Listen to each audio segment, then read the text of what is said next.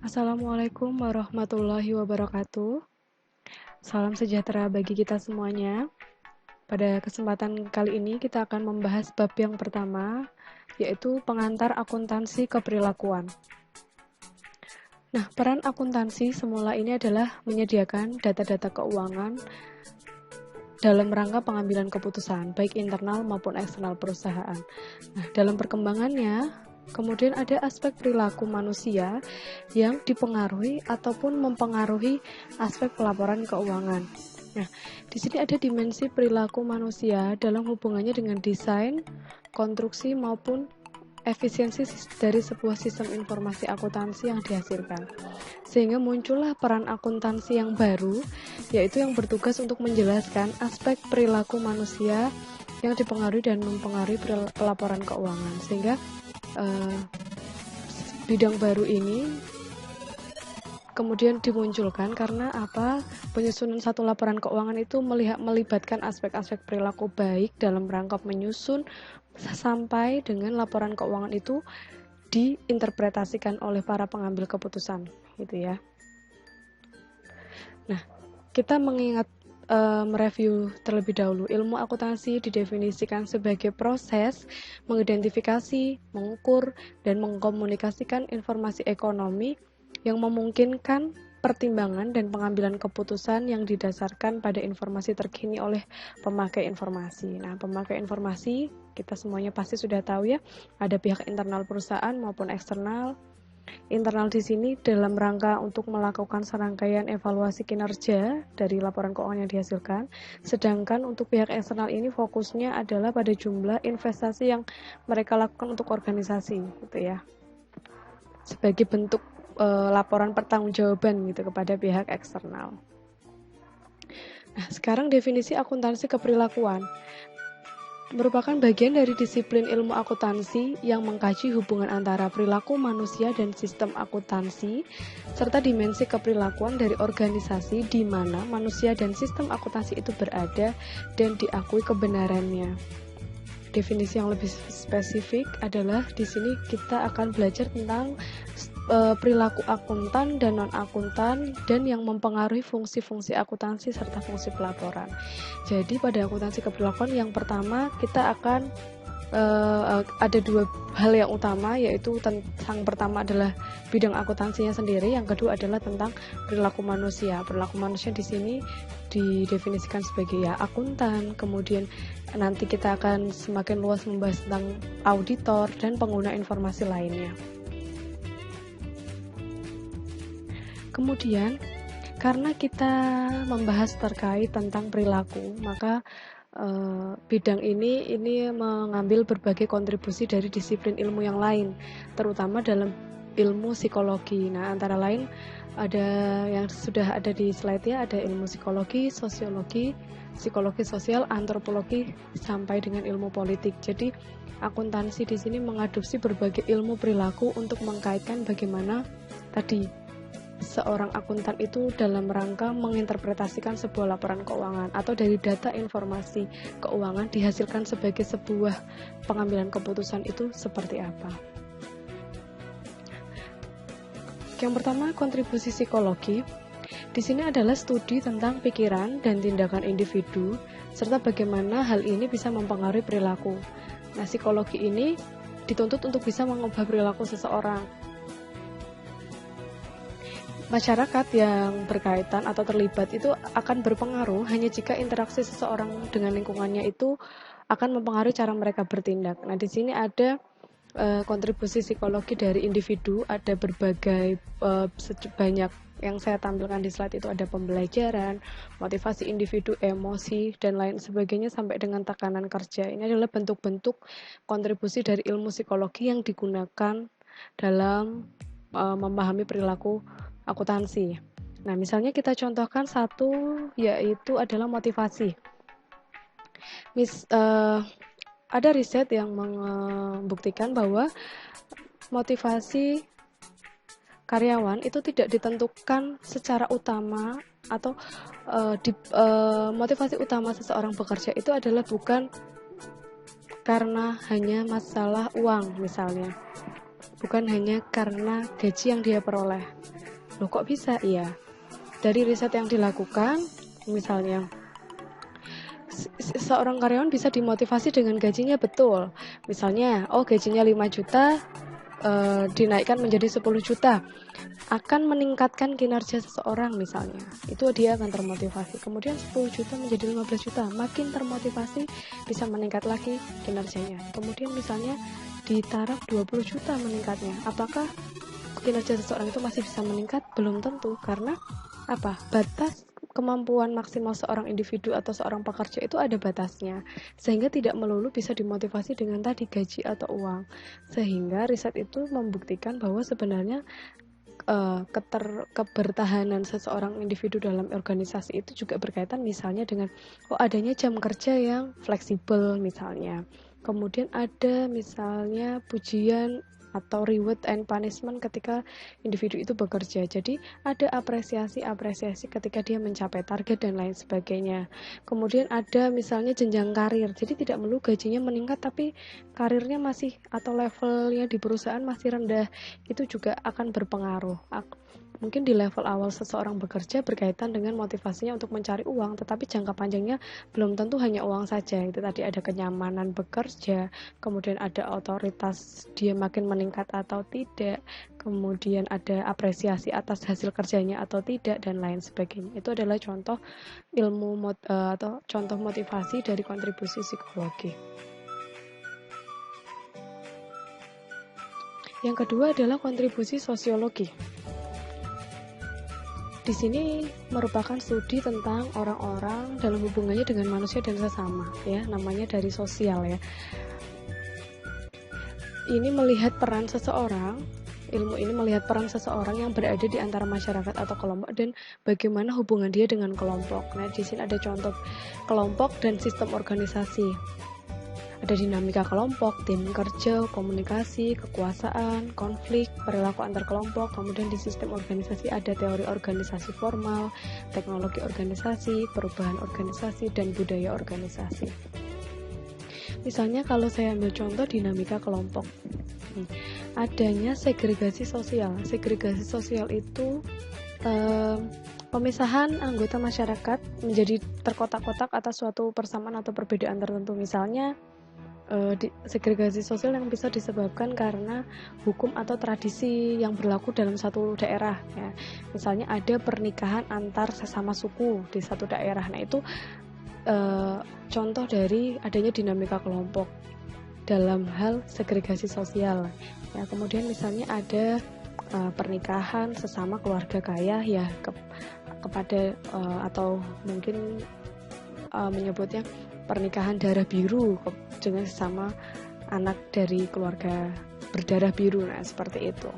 Kemudian misalnya kalau yang di sistem organisasi, contoh untuk budaya organisasi, misalnya ada budaya organisasi yang positif, ada yang negatif, ya. Nah, contoh misalnya budaya organisasi di perusahaan. Kita bisa lihat nanti, mahasiswa juga bisa googling sendiri. Perusahaan Google, ya, yang dia menjadi predikat sebagai perusahaan terbaik di dunia, bahkan dia merupakan perusahaan raksasa teknologi, ini juga dinilai memiliki budaya organisasi yang baik. Nah, setelah bertahun-tahun Google ini berpegang teguh, ya, pada budaya kerja yang casual atau terkesan santai. Nah, casual atau santai bagaimana? Berarti antar sesama karyawan itu tidak membentuk satu budaya yang formal, duduk di depan mejanya masing-masing misalnya, tidak. Jadi dia suasananya dibuat casual, santai, dan lingkungan kerja seperti ini itu tidak disadari membuat semua karyawan itu menjadi lebih bebas dalam mengutarakan ide maupun memberikan masukan-masukan, inovasi-inovasi, sehingga Google bisa eksis sampai hari ini. Bahkan apa sih yang kita cari di Google itu nggak ada, ya, sampai apa aja yang nggak ada. Jadi mungkin yang bisa jadi pertanyaan, apa sih yang nggak ada di Google gitu, ya. Itu karena apa? Semua unit atau semua individu yang ada dalam organisasi di perusahaan Google ini boleh menyampaikan inovasinya, dengan suasana lingkungan kerja yang casual, yang santai itu ternyata bisa meningkatkan produktivitas karyawannya. Kemudian yang kedua yang dilakukan di Google, perusahaan Google adalah adanya transparansi informasi, ya. Di sini Direktur Pengembangan di SDM di perusahaan Google ini menyebutkan bahwa setiap karyawan itu boleh mengakses seluruh informasi yang berkaitan dengan rencana dan langkah perusahaan ke depan. Jadi nggak ada yang ditutup-tutupi, sudah jelas grand plan perusahaan seperti ini dan apa saja yang sedang dikerjakan oleh partner-partnernya, itu setiap individu itu boleh mengakses itu ya, yang mungkin di perusahaan lain belum mencontoh hal-hal seperti itu. Itu adalah contoh budaya organisasi yang bisa ideal yang bisa dibangun dalam sebuah perusahaan. Kemudian yang ketiga ada kontribusi psikologi sosial. Adalah bidang ilmu yang memadukan konsep psikologi dan sosiologi dan memusatkan perhatian pada saling mempengaruhi antara orang-orang. Nah, di sini untuk kontribusi kelompoknya ada perubahan perilaku, perubahan sikap, komunikasi, proses kelompok, dan pengambilan keputusan kelompok. Nah, di sini untuk perubahan perilaku misalnya itu bagaimana menerapkan suatu perubahan dan bagaimana mengurangi hambatan agar suatu perubahan itu bisa diterima, ya. Dan mengukur dan memahami bagaimana mengubah sikap dan pola komunikasi dan cara kegiatan kelompok itu memenuhi kebutuhan individu. Misalnya begini. Ini kan tadi disebutkan kontribusi psikologi itu gabungan dari konsep psikologi ya dan sosiologi. Psikologi dari dalam diri individu, sosiologi dari lingkungan sekitar. Misalnya dari perubahan perilaku. Contohnya misalnya perubahan masa transisi siswa dari SMA ke mahasiswa. Secara psikologi yang selama ini siswa tersebut terima adalah belajar di sekolah, materi diberikan gurunya selama dari sejak dia TK sampai SMA misalnya. Dia diberikan materi, kemudian diberikan tugas, itu mindset yang dia terima. Nah, ketika perubahan ke status menjadi mahasiswa, ya namanya aja maha. Artinya dia adalah level yang paling tinggi dari seorang siswa gitu ya. Mahasiswa itu dituntut lebih aktif 70% dan dosennya adalah 30%. Artinya mahasiswa dituntut untuk belajar sendiri, mengkaitkan dengan isu-isu yang ada, kemudian mendiskusikannya itu dan istilahnya di-matchkan atau disinkronkan dengan akademik gitu. Sehingga ada perubahan perilaku yang harus dilakukan oleh siswa ini tadi. Ketika di semester 1 mungkin masa peralihan dia masih agak belum bisa ngikutin, dengan berjalannya waktu dia akan mencoba merubah perilakunya untuk bisa mengikuti situasinya yang baru, di lingkungan yang baru, dengan cara pembelajaran yang baru, misalnya seperti itu. Selanjutnya adalah kontribusi antropologi. Nah, dalam ilmu antropologi ini di dalamnya punya hubungan masyarakat dalam mempelajari sifat manusia dan juga kegiatan yang dilakukan oleh sesama manusia, serta bagaimana mempelajari seluk-beluk kehidupan manusia itu dan juga perbedaan-perbedaan yang ada, sikap-sikap fundamental dan nilai dan norma-norma yang dimiliki individu, serta bagaimana cara seseorang itu bertindak dan berpengaruh pada kelompok dalam lingkungan sosialnya. Itu secara definisi. Tidak perlu khawatir ya, kita tidak hafalan definisi kemudian ilmu-ilmu psikologi lain ini kedengarannya hari-hari ini masih asing, masih pertemuan pertama, nggak apa-apa, kita yang penting memahami aja, tidak perlu menghafal seperti itu. Di situ sudah saya berikan untuk contohnya kelompok dan sistem organisasi. Ada nilai komparatif, sikap komparatif, analisis lintas budaya organisasi, dan lingkungan organisasi. Misalnya di lingkungan organisasi, contohnya misalnya seseorang yang bekerja sebagai wartawan misalnya, dia dari Kepulauan Riau, misalnya dari pulau lain, kemudian dia sedang ditugaskan di Pulau Jawa.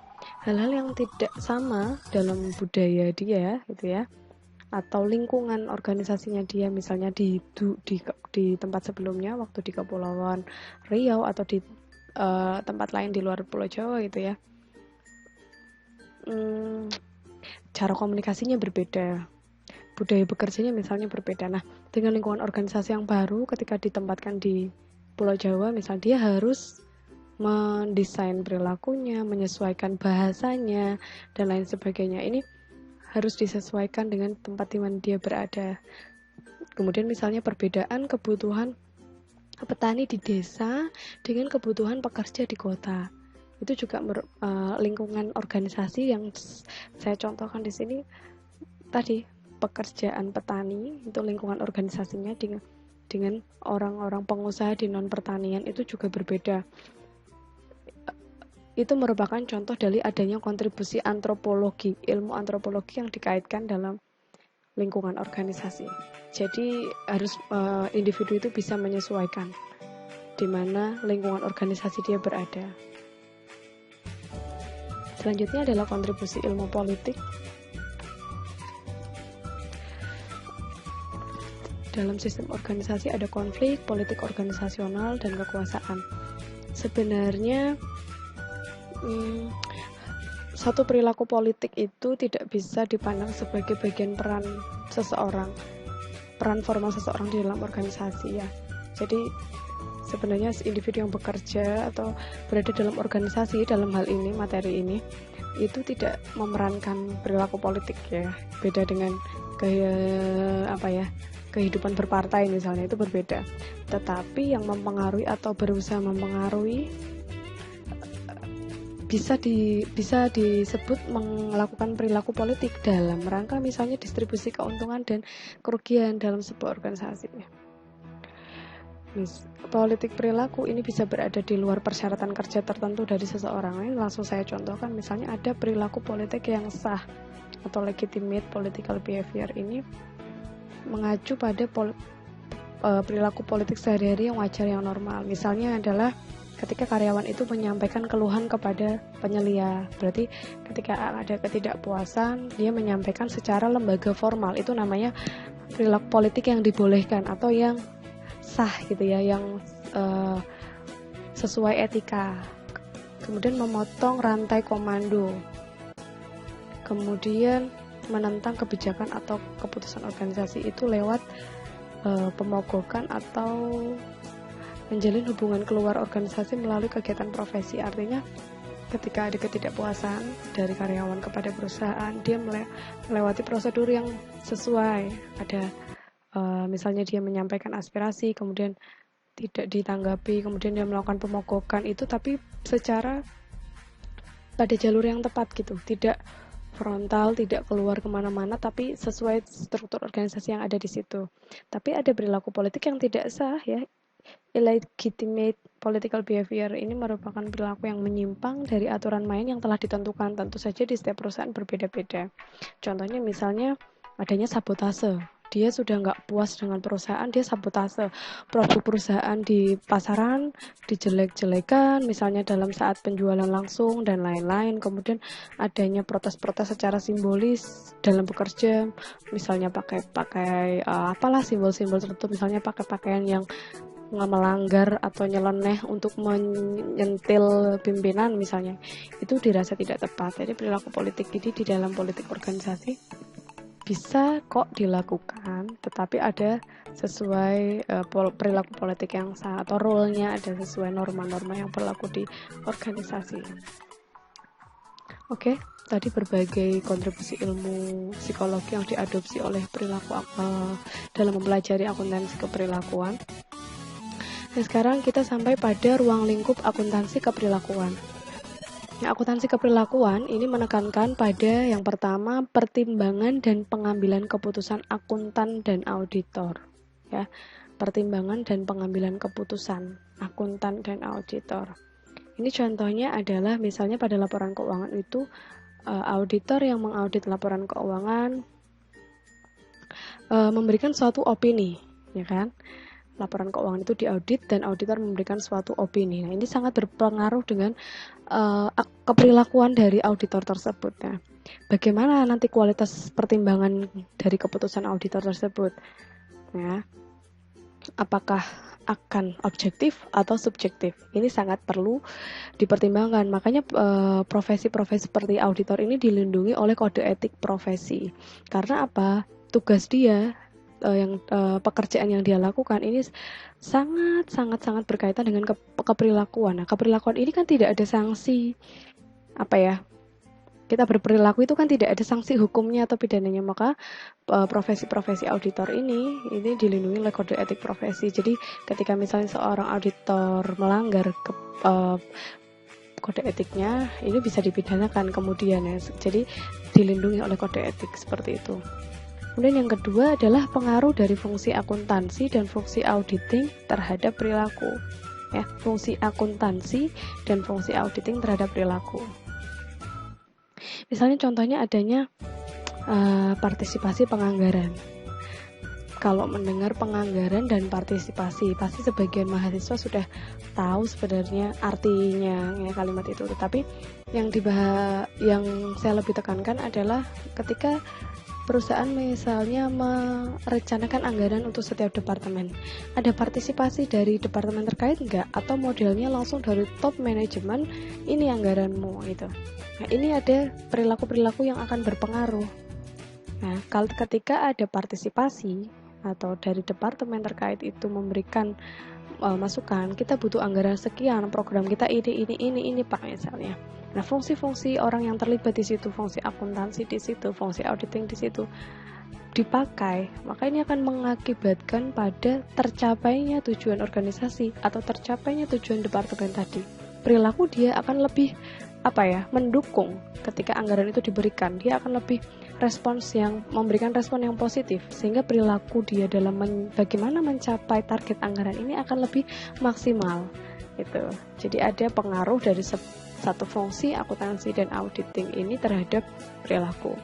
Yang ketiga ada pengaruh dari keluaran dari fungsi-fungsi akuntansi terhadap pertimbangan pemakai dan pengambilan keputusan. Contohnya adalah pertimbangan atau judgement, pengambilan keputusan auditor, kemudian pengaruh dari keluaran dan fungsi-fungsi akuntansi ini misalnya adalah output laporan keuangan itu terhadap pertimbangan pemakainya dan pengambilan keputusannya. Jadi ruang lingkup akuntansi perilaku ini juga mempertimbangkan pengaruh output yang dihasilkan dari fungsi akuntansi itu terhadap bagaimana nanti judgement atau pertimbangan-pertimbangan orang-orang dalam mengambil keputusan sebagai pemakai laporan keuangan. Kemudian yang kedua, akuntansi keperilakuan menekankan pada relevansi informasi akuntansi terhadap pengambilan keputusan individu maupun kelompok yang disebabkan terjadinya komunikasi di antara mereka. Jadi, akuntansi perilaku menekankan pada relevansi ya, kesesuaian antara informasi yang dihasilkan terhadap pengambilan keputusan individu. Selanjutnya, lingkup akuntansi keperilakuan secara garis besar. Yang pertama adalah pengaruh perilaku manusia berdasarkan desain, konstruksi, dan penggunaan sistem akuntansi. Bidang ini punya kaitan dengan sikap dan filosofi manajemen yang mempengaruhi sifat dasar pengendalian akuntansi yang digunakan di dalam organisasi. Jadi kalau yang A ini, yang pertama ini, intinya adalah perilaku manusia ke sistem ya. Contohnya adalah misalnya seorang manajer dengan tipe penghindar resiko atau risk averse ya. Ini akan memilih sistem pengendalian yang berbeda dengan seorang manajer yang dia tidak takut dengan resiko atau berani mengambil resiko, misalnya risk taker sebutannya. Nah, tipe pengendalian yang longgar atau ketat itu akan mempengaruhi perilaku manusia, dalam hal ini perilaku manajernya.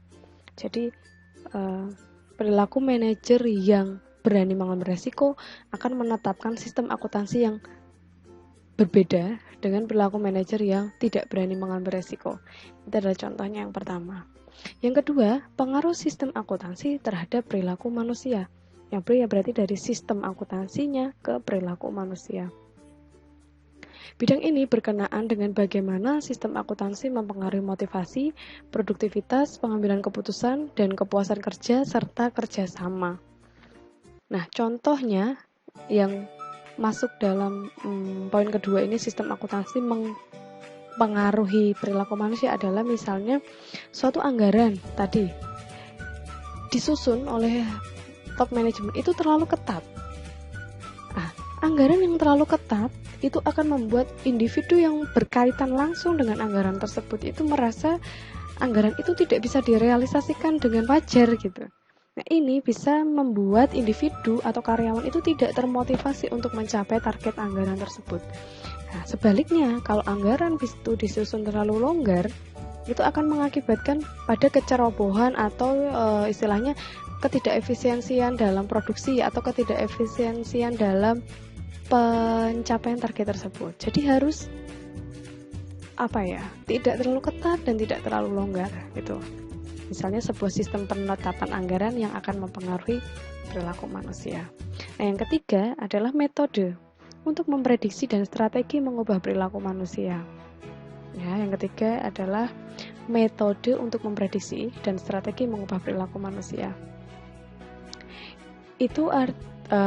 Bidang ini berhubungan dengan cara sistem akuntansi digunakan sehingga mempengaruhi perilaku. Jadi berkaitan bagaimana sebuah sistem itu bisa kok digunakan untuk mengubah atau mempengaruhi perilaku manusia. Ini contohnya adalah adanya perencanaan kompensasi bisa dibuat dalam berbagai alternatif, misalnya komponen gaji itu ada gaji pokok, kemudian ada tunjangan, kemudian ada fasilitas-fasilitas, misalnya manajer atau kepala cabang ya, ada mobil pribadi, ada apa, itu satu bentuk sistem yang didesain organisasi untuk membentuk loyalitas karyawan. Jadi tidak melulu digabungkan dalam bentuk gaji misalnya. Jadi ketika seseorang itu misalnya ada di top manajemen, kemudian dia merasa di sini kok saya begini-begini saja, gaji saya 10 juta tapi kelebihan saya begini-begini, seperti tidak diapresiasi. Kemudian dia ditawarin perusahaan lain, ayo pindah ke perusahaan saya tambah gajimu segini. Nah, itu yang harus dipikirkan perusahaan. Gimana ini supaya karyawan saya ini loyal dengan perusahaan ya. Makanya gajinya dibentuk, ada gaji pokok, kemudian ada tunjangan, ada fasilitas rumah pribadi, misalnya mobil pribadi, dan lain-lain. Sehingga dia akan berpikir, kalau dilihat dari gajinya sih lebih banyak, tapi di sini saya dapat tunjangan kesehatan sampai keluarga dan anak-anak saya misalnya. Kemudian ada tunjangan pendidikan sampai anak saya ketiga misalnya. Kemudian saya di sini dapat rumah pribadi dinas dan dekat dengan kantor. Ya sudahlah, saya mau cari apa misalnya. Di sini saya sudah nyaman dan lain sebagainya. Itu adalah satu langkah-langkah metode yang bisa didesain untuk mempengaruhi atau mengubah perilaku manusia. Selanjutnya adalah landasan teori dan pendekatan akuntansi keperilakuan. Ada dari pendekatan normatif ke deskriptif dan dari pendekatan universal ke kontingensi. Pendekatan normatif itu adalah pendekatan yang hanya menyangkut mengenai desain pengendalian manajemen saja. Nah, kita lihat ya penjelasannya. Pada awalnya, riset akuntansi manajemen sangat sederhana, yaitu mengenai harga pokok produk. Jadi, riset-riset tentang akuntansi itu berkutat pada internal manajemen aja. Kemudian riset itu diperluas dengan diangkatnya topik-topik penyusunan anggaran, akuntansi pertanggungjawaban, dan transfer pricing. Nah, riset-riset ini masih bersifat normatif ya, nggak melibatkan perilaku manusia dan kondisi lingkungan. Kemudian tahun 1952, Argyris ini seorang peneliti menerbitkan riset dengan judul The Impact of Budget and People, bagaimana pengaruh anggaran terhadap manusia ya. Penelitian ini menguji bahwa informasi akuntansi yang digunakan perusahaan itu berpengaruh negatif terhadap karyawannya ya. Hasilnya itu informasi akuntansi itu mengakibatkan ketegangan, kemudian dendam, curiga antar karyawan, khawatir dan kurang percaya diri. Nah, riset Argyris tadi tidak ditanggapi selama 20 tahun sampai tahun 1972. Nah, seorang peneliti bernama Hopwood ini menguji ulang tentang riset-riset perilaku dengan menguji pengaruh jenis penilaian kinerja dengan variabelnya ada keterbatasan anggaran, sadar laba dan non-akuntansi, terhadap ketegangan kerja, tekanan biaya, dan persepsi karyawan terhadap keadilan dari penilaian kerja dan persepsi karyawan terhadap penilaiannya. Jadi di sini Hopwood sudah memasukkan variabel-variabel perilaku di situ. Ada penilaian kinerja, ada persepsi karyawan, ya, yang dia lakukan. Kemudian tahun 1978, penelitian Hopwood diulang lagi oleh peneliti Oatley, dan hasilnya juga masih berbeda dan memicu peneliti menggunakan teori kontingensi dalam riset akuntansi. Apa itu teori kontingensi? Nah, secara umum teori kontingensi ini menyatakan bahwa penyusunan dan penggunaan desain sistem pengendalian manajemen bergantung pada karakteristik organisasi dan lingkungan di mana sistem tersebut akan diterapkan. Nah, teori ini menyangkal bahwa pendekatan universal yang menyatakan bahwa suatu sistem pengendalian bisa diterapkan dalam karakteristik perusahaan dan kondisi lingkungan apapun. Jadi, secara kesimpulannya begini. Pendekatan normatif, riset akuntansi pada awalnya, ya, tadi tahunnya sudah ada di slide, itu masih berkutat pada angka, kemudian hasilnya, kemudian tadi harga pokok produk, internal manajemen semua, desain pengendalian manajemen semua ukurannya. Kemudian berarah ke dari normatif ke deskriptif. Deskriptif ini riset-risetnya sudah mulai memasukkan variabel-variabel perilaku. Kemudian dilakukan satu pendekatan universal dari setiap riset perilaku yang dihasilkan. Nah, kemudian adanya perbedaan-perbedaan hasil riset terus, ya. Tahun A, tahun B, tempat yang pertama, tempat yang kedua dengan berbagai variabel yang dikombinasikan, kemudian tempat penelitian yang berbeda. Ini menghasilkan hasil-hasil yang terus berbeda sehingga muncullah pendekatan kontingensi. Artinya apa? Suatu hasil riset perilaku itu tidak bisa disamakan dalam satu lingkungan yang sama atau karakteristik perusahaan yang sama. Jadi ketika perusahaannya misalnya di bidang perbankan, misalnya riset tentang anggaran yang ketat ini dilakukan, hasilnya pun tidak bisa disamakan dengan ketika riset itu dilakukan misalnya di perusahaan properti. Ya, tergantung bagaimana karakteristik perusahaan dan kondisi lingkungan di mana perusahaan itu berada. Nah, ini ada variabel-variabel kontingen, variabel ketidakpastian, dan contoh-contohnya, ya. Ketidakpastian contohnya ada di situ, kemudian teknologi dan saling tergantungan ada, industri perusahaan dan unit variabel contohnya ada di situ, di slide, strategi kompetitif dan faktor-faktor yang dapat diamati. Ini sebagai tambahan pengetahuan aja. Nah, selanjutnya ada aplikasi akuntansi berlaku dalam organisasi.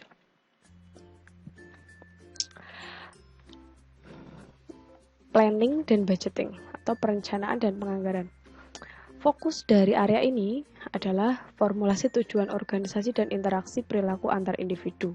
Ya, beberapa dimensi penting dalam mempelajari area ini adalah proses partisipasi penganggaran, level kesulitan dalam mencapai tujuan, level aspirasi, dan adanya konflik-konflik antara tujuan individu dengan tujuan organisasi. Ya, perlu adanya keselarasan tujuan, ya, di sini antara tujuan individu dengan tujuan organisasi yang akan menjadi kerangka manajerial dalam mengembangkan organisasi. Ada isu-isu penting yang dalam bidang penganggaran dan perencanaan, nanti ada organizational slack dan budgetary slack. Ya, ini masih awal, kita belum sampai ke sana. Tetapi yang menjadi perhatian penting bahwa planning dan budgeting ini perlu adanya keselarasan tujuan. Jadi jangan sampai satu perusahaan itu karyawan punya visi sendiri, perusahaan punya visi sendiri yang nggak match. Itu sampai kapanpun tujuan organisasi nggak akan tercapai.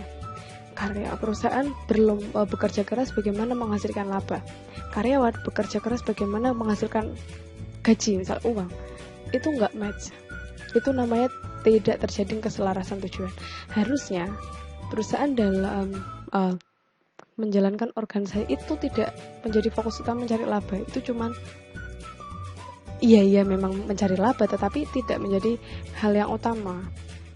Bagaimana dia mendukung karyawannya untuk berproduksi, berkinerja sebaik mungkin, nanti labanya pasti menyesuaikan, ya kan, akan meningkat pula.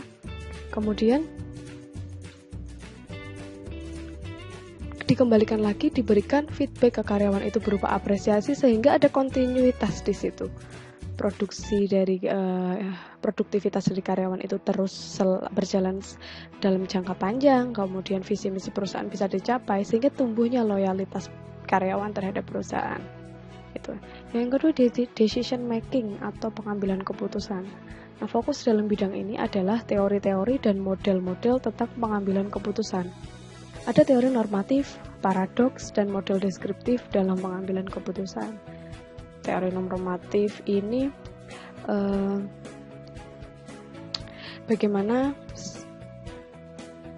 seharusnya seseorang mengambil keputusan, sedangkan paradoks adalah sesuatu yang bertentangan dengan teori normatif, sedangkan model deskriptif menjelaskan apa yang terjadi ketika orang itu mengambil keputusan berdasarkan fakta-fakta empiris yang ada. Nah, apa sih sebenarnya informasi yang digunakan untuk pengambilan keputusan? Ya, tentu saja adalah informasi keuangan. Itu. Yang ketiga adalah controlling atau pengendalian. Ini aspek pengendalian yang sangat penting ya dalam sebuah organisasi. Semakin besar organisasinya, perlu tindakan pengendalian yang semakin sensitif. Nah, pengendalian itu akan selalu dihubungkan dengan pengukuran kinerja dan adaptasi individu terhadap pengendalian. Dimensi yang paling penting dalam pengendalian adalah struktur organisasi, ya, pengendalian internal, desentralisasi dan sentralisasi, dan hubungan antara hierarki antar hierarki administrasi. Nah, perkembangan terbaru dalam pengendalian internal diakuinya ada salah satu kunci dalam pengendalian operasional organisasi.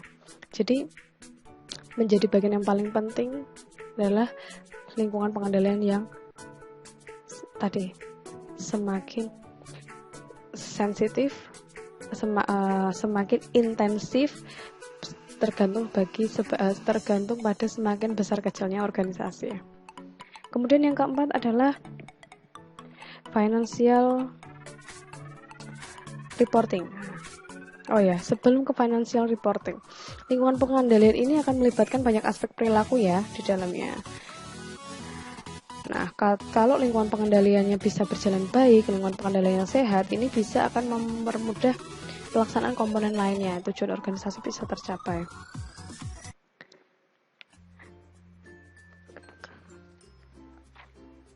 Nah, kalau lingkungan pengendaliannya tidak sehat, nah ini seringkali menunjukkan adanya kelemahan dalam komponen pengendalian intern yang lain. Ya. Lingkungan pengendalian akan merefleksikan atau istilahnya mencerminkan sikap dan kesadaran seluruh anggota organisasi itu mengenai pentingnya pengendalian internal. Yang keempat adalah pelaporan keuangan. Aspek perilaku dalam pelaporan keuangan ini meliputi perilaku perataan laba dan keandalan informasi akuntansi dan relevansi informasi akuntan bagi investor. Ya, perataan laba itu apa? Ya sudah pernah ngambil akuntansi dasar 1-2, sudah semester 3 tentunya sudah tahu ya. Perataan laba ini bagian dari manajemen laba yang disebabkan oleh pihak manajemen punya informasi privat untuk kepentingan dirinya. Nah, di sini ada manajemen laba juga yang bisa ada aplikasi akuntansi perilakunya gitu ya dalam pelaporan keuangannya. Itu perilaku manajemen yang mementingkan diri sendiri dalam suatu pola keagenan. Pola keagenan itu ada teori pola kepentingan antara agen dan prinsipal, itu juga kita akan lebih perdalam nanti. Sehingga kesimpulannya adalah di financial reporting ini kaitannya mencakup perilaku perataan laba, kemudian bagaimana reliabilitas pelaporan akuntansi dan adanya relevansi dalam informasi akuntansi yang dihasilkan terhadap para penggunanya. Nah, demikian ini slide terakhir dalam bab yang pertama. Cukup banyak, tidak perlu dihafal ya, kita pahami bersama aja. Bagaimana tadi yang mendasari slide ini adalah pentingnya aspek perilaku dalam akuntansi, kemudian ilmu-ilmu lain yang diadopsi oleh akuntansi, kemudian perkembangan riset akuntansi perilaku, dan yang terakhir bagaimana aplikasi akuntansi perilaku itu di dalam organisasi. Tujuannya adalah untuk planning and budgeting, kemudian untuk decision making, untuk controlling dan financing.